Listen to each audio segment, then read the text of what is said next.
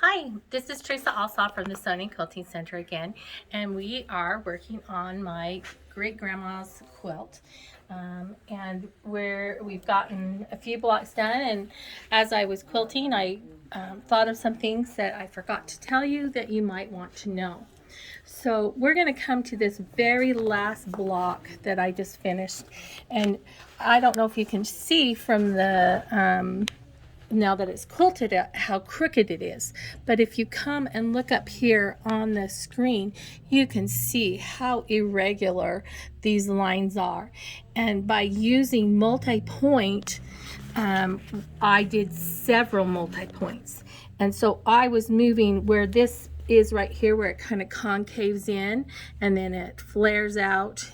At some of these places I was going like 1/4 of an inch and doing several multi-points, and the more multi-points you do, the more consistent or correct you can get. And so you can see with this, even though that is such a concave area, our line, I was able to stitch it pretty close to where I wanted it to. And then over here you see how my stitching got onto my pink, my border, which is not what I would prefer. I would prefer it to be here in the ditch instead of in the valley is what I call it, and this is kind of the mountain. So what happened is, as it was stitching, you get a little sinking in and pulling of the fabrics. And also, if you are touching your poles and you lean on the poles, it shifts this material. Or if somebody comes over while you're quilting and leans on the poles and put their hands on it, it shifts that fabric. And so the area is then not in what I had originally said it was. And that's what happened. One of my employees came over and touched the fabric, and not knowing this, it skewed that fabric out more than what it was before. And so that's why it was stitched on right here. So did you fire her? No, of course not. Things happen. So couple of things about Pro Stitcher and while you're quilting. I always tell my customers that you are the artist of your own quilt. It doesn't matter if we had the same fabric, the same everything, and we put our quilt together. We're going to pick a little bit different. We're going to sew it a little different, and nobody's going to have the same quilt. And quilting is the same way. When you use Pro Stitcher, you are going to be using your own method. There's more than one way to do what I've done. And as I was quilting these out, I found a couple of interesting things.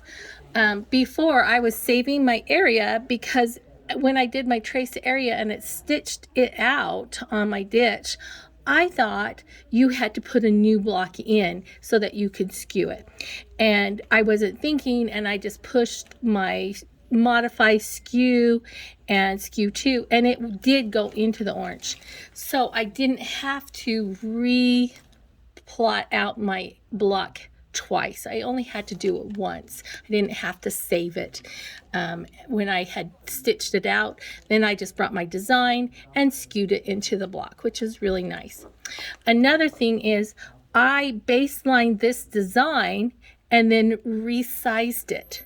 What's really important is if I took this design, so I'm going to move it out, and it's wonky because it was made to fit in here, and then I baselined it where it basically freezes it in that shape.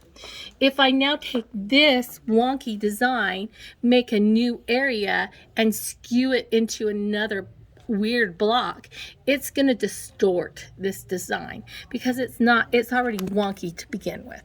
And so you always want to close this design, and you do it because that one's selected. We're just going to hit the selected. And when we're doing a new block, you always bring in a new, oops, I brought those up. So here is our design. You want to bring the original design up to skew. You never want to skew one that you have skewed wonkily and baselined it. The other thing we want to talk about is some of the tools that we're using from Handy Quilter. This tool right here is a foot. It's the glide foot. It's actually the Glide 2-foot, so it's a little shallower, and there's a bigger hole in there. And that is a great foot to use when you have weirdness on your quilt, excess fabric. Maybe there's a hole in here. If you have a rigid foot and you're using your regular foot, it can get caught into a hole. Whereas a glide foot's gonna just glide over any irregularities and not get stuck into something that's been hand sewn and there may be a gap in it. Then I can take it off, put a pin in it going horizontally so that when I take the quilt off, I can hand stitch a hole. Or if there's excess fabric or loose borders, then I can deal with that because the foot is going to glide over instead of being a rigid foot and pushing excess, and then you'd have a crease in your fabric. So the glide foot is very helpful when you're working with older vintage quilts because there are some issues that you can fall into, and it helps ease those out and doesn't cause other problems. The last thing is our settings. When we went into Pro Stitcher and run, this pops up, verify our settings. And those settings change. We get to pick and choose what we're going to use when we're going to quilt a quilt. And so to get to our settings, to change them, it's this little gear set right here. And we touch the gear, and then we have all our different stitching come up. Right here is Opti Stitch. That is how fast and slow our stitching is going to come out. I found that I like it 40 to 40 right here, my acceleration. This is acceleration and deceleration is really what it's talking about. Going into a point and coming out of a point. Slowing down and speeding up. This is my constant speed, and that could be a little faster. If you're ever not in customize, they will just pop up and do what the design should be. I don't like to be in the non-custom. It's automatic choice because it goes a little fast for me, or sometimes it will pop up where this number is really, really low and this one is high, and then you're going to have weird stitching. So I found if I have my acceleration in the 40s and my speed between 60 and 80, that's when it stitches out the best for my liking. If you have a lot of really curly designs, it's helpful to have it on. If we go into our touch screen, oops, I might have to exit that. I'm going to cancel this. Then we can go into our touch screen right here. And I have my big fingers, so we're going to use a pen, maybe. Nope, it's not going to let me do it. So we're just going to continue on about settings. So go back into our settings. This is auto jump.